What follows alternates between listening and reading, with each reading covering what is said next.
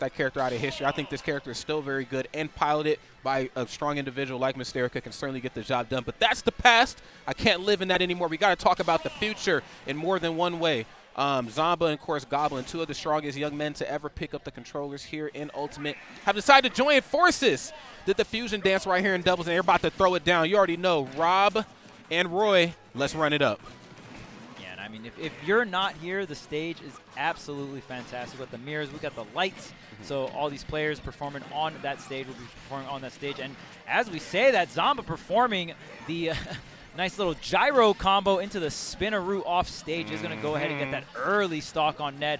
Like we said earlier, you know, Ned is rocking the Sephiroth, very tall, very light, susceptible to those kinds of things off stage, especially against a character like Rob. That's right, and I think this kind of forces the red team to change up their game plan a little bit. I think in that last game, we've seen Ned become the stock tank, and it just really felt like a kid on the playground for Ned. He's just able to rip and run and do what he does and really showcase the mobility that Mario has. But you know, now kind of forcing that stock off of Ned, he kind of has to step out into the free a little bit more and get them hands dirty. I'm not saying it's a bad thing because he does have the reach advantage on both Rob and Roy, but you make one misstep and you could get a rinse repeat of that first stock. So let's see how well the red team adjusts right here. Clean up air. Doesn't get anything off the down smash. And yeah, not the hit Ned wanted for sure. Up smash is going to connect, but Dark Wizzy still surviving. It is 5 stocks to 5, and Ned going to get that wing a little early here on this second stock because he's down just a tad bit. Goblin playing the front line here. I mean, blue team looking a little chunkier than the red team for sure in terms of weight, right? No doubt about that. Blue team ain't missing no meals, that's for sure, man. Of course, you know, Goblin's gameplay, him being in the front, I mean, just kind of reinforces that sort of mentality. You see, somebody like Rory coming at you, short hop nair, you know, standing jab. A lot of these safe options are hard to punish options. It kind of disrupts the flow of the red team a little bit. But on the flip side of that, too, I can't ignore the combo potential that Dark Wizzy has on both characters of the blue team. Now, this, of course, raises the question, am I going to have enough time to break away from the match to combo a person to oblivion, or should I focus more on the pass back and forth, you know? Yeah, because, I mean, we're seeing it even now here at the low percentage, especially when someone gets a hit, it gets immediately interrupted. Then the person that interrupted gets punished, right? It's like a chain punish going on. So you got to be really careful in the doubles. And kind of sometimes you have to cut your punishes short, right? Yeah. Throw it at different timing, cut the punishes short, cut the combos short. And looks like blue team is doing just that to keep everything even. And excuse me, I mean the lead here coming in for the blue team. Zomba getting another clutch edge guard. That's right. Zomba just Mr. Clutch in the flesh right here. And this is a very good position right here for the blue team to be in. But I have seen better positions. Can't ignore the fact that Rob is on borrowed time right now, certainly starting to bleed out whatever it is that Rob is going to bleed here. And, yes, I think Ned, of course, smells that in the air and capitalizes accordingly. Love that forward air. Zomba, of course, with the smart option to go high, try to mix him up a little bit. But Sephiroth is just so damn long of a character. It's really hard to hide versus him off stage. Yeah, and if you're Goblin, you have to make sure you survive here.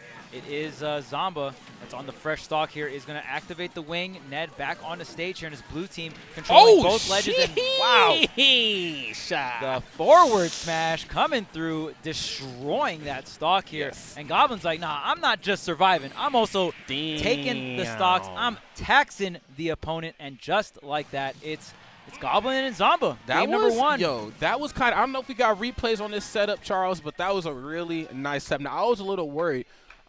Maybe not so much for all the Fire Emblem characters versus Mario off stage, but really for, like, Chrom and Roy.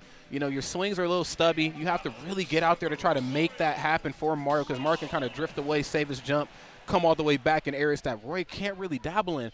But kind of condition him to come back in, went for standing jab, made him land improperly, and then F-smash? Like, damn. That was just beautiful stuff right there from Goblin. Damn.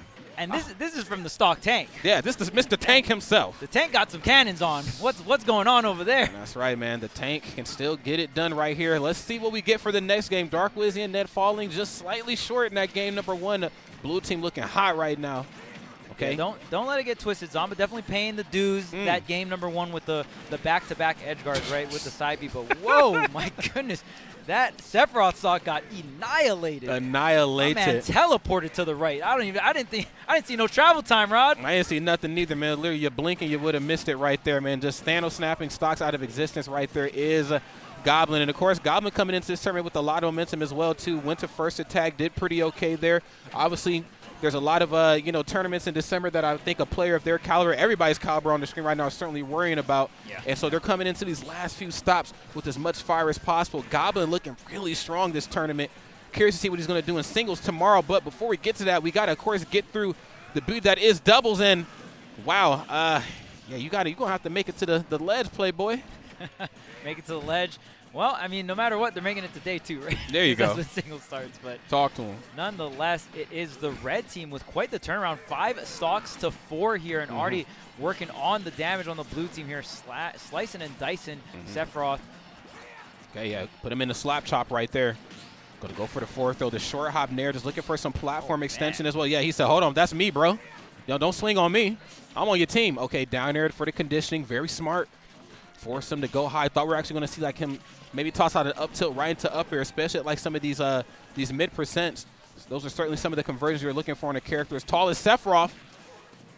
Man, Dark Wizzy still fairly healthy here on his first stock, 117. You know, definitely not the healthiest, but my goodness. Yeah. Still looking really solid, and Ned still putting on this pressure. What's the punish? Tries to interrupt, and wow, slashing through both of the red team members, and it's going to be Dark Wizzy that is going to lose a stock on the tail end there. That's right. When will we learn that your actions have consequences? I mean, when it comes to like the commotion, I'm going to be real. I think it's in Goblin's best interest to just run up and swing big. There's a good chance you're going to hit somebody on the blue team, especially if you're on the opposite side of your teammate. So clean stuff right here. Great situation awareness from a Goblin, but, not clean enough. Dark Wizzy, of course, scouting out that up smash, and this is looking a little dire right now for the blue team. Oh, double parry. Man, he's parrying over there. Yeah, this is looking a little grim. We're going to need some edge guards. We're going to need some. Oh man, and at that point, Goblin 4 stocks to 1. You got a dream, but this looks more like a nightmare right here. I ain't trying to hear that. Yeah, man.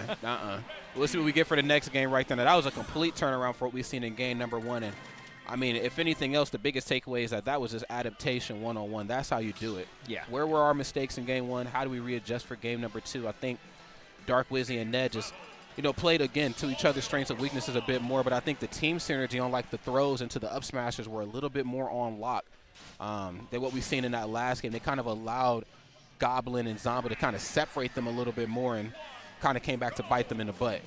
Yeah, if we don't see the really crazy punish game from the blue team, I wonder if how close this set's going to be, because if you think back on game number 1, there was a lot of edge guards that happened like sub 50, sub 60%, right? Facts. So if you don't have those edge guards and you don't have that efficiency on getting those stocks at such early percents, it just feels like the red team is kind of like out neutering you. You know what I mean? I'm gonna have to hard agree with that, Mr. Nasty. And also, taking into consideration too, I don't really see a lot of team combos on the blue team. Am I tripping?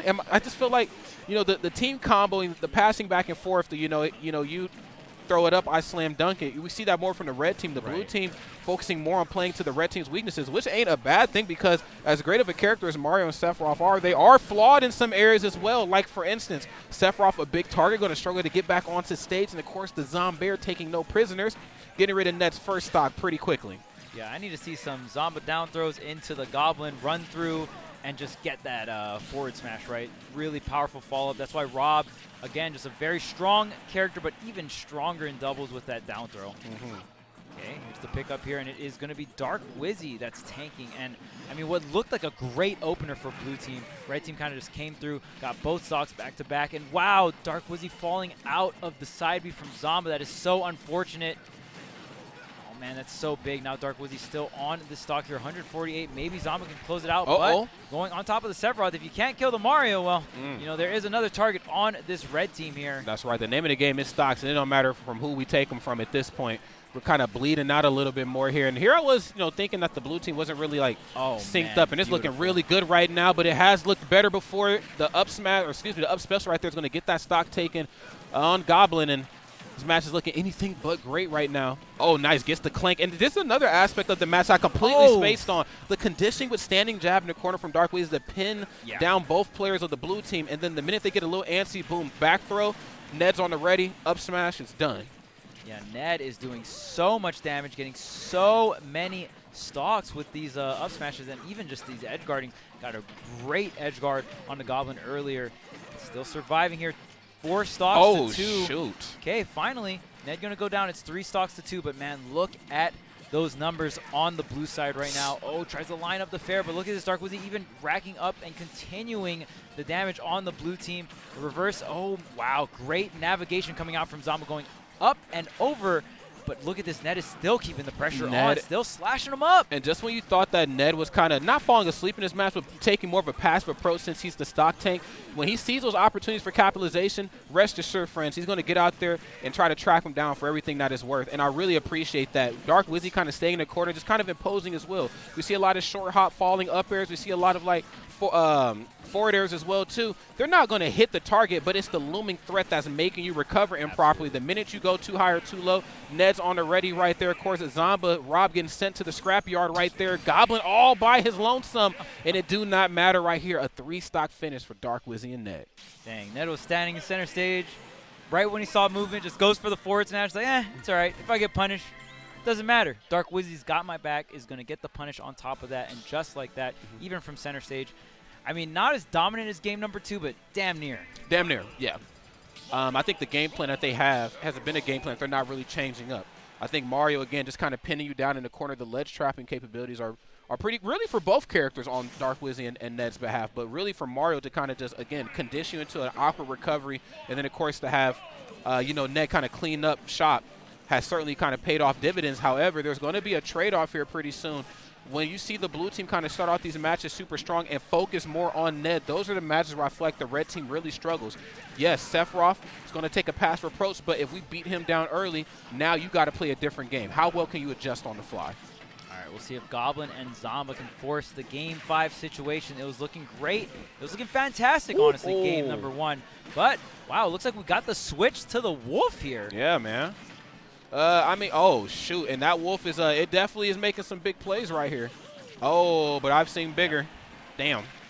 Charged up on the Octo Slash is going to take the stock, but, I mean, 2 stocks for 1. Going to be worth it there, but just as I say it, Dark Wizzy with the edge guard on Goblin, and we're 4 stocks across the board. There it is. Now there's the 1-2-3 jab, standing jab right here from Dark Wizzy. I talked about that in the last game and how good that is, especially in this match, busting up the commotion safely. That's another aspect of doubles I think people struggle with. There's a lot of commotion in the front. How do I break it up as safely as possible? Standing jab from Mario can get it done. There's the throw, but ain't going to be no up smashing around here, said Goblin. Get that the hell out of here. Yeah, great interruption coming out from Goblin, and we've seen so much success in terms of damage, in terms of getting those stocks, right? So great interruption, great recovery coming out from Ned. No wing yet, so it's going to be a little harder to navigate, and what a tech coming out from Ned. Yeah, that was a fancy tech. I mean, I'm talking split-second decision-making right there. That's the stuff that separates good players from talented, top professional players.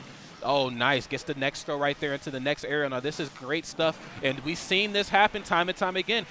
Mario has you caught in the corner. Yeah. You just see the looming threat of Ned's patented movement options. People don't know, man, Ned's movement is scary. Jeez. That's what makes Ned as scary as he is. We've seen it back in Smash with his ZSS. We're seeing it here with the Sephiroth. Man, whatever I'm seeing right now, it's not good for the blue team. My goodness.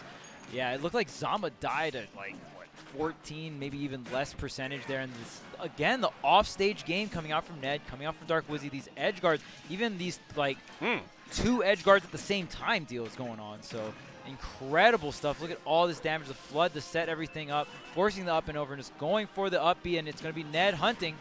Okay, nice. Look at all these options being covered right now. That was so smart to go for the down smash. I for sure thought he was going to go for F smash since he was pushing him out of harm's way, but doesn't seem to matter. Ned and Dark Wizzy are going to move on to grand finals. Fantastic showing right there from Zomba and Goblin, of course. Really, showed their hand in a lot of those interactions, especially in those games where they were able to get rid of Ned early on. But I got to be honest, man.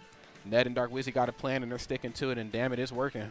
Oh, yeah. Amazing stuff coming out. I mean, losing game 1, but just tightening up the ship there and really not letting anyone slip through the cracks, right? Like, the offstage game has been immaculate for Dark Wizzy and Ned, and really Ned getting, Ned and Dark Wizzy working well together so they can make sure that Ned has the time with the wing, right? Sephiroth is so much stronger and so much more powerful of a character with the wing online, so you're able to just get way more damage, and those up smash follow-ups have been fantastic. And there's so many times where you want to interrupt the Sephiroth doing up smash, but right when Sephiroth feels threatened, that's when the up smash is going to rip, and we've seen Ned get the 2-for-1 special, right?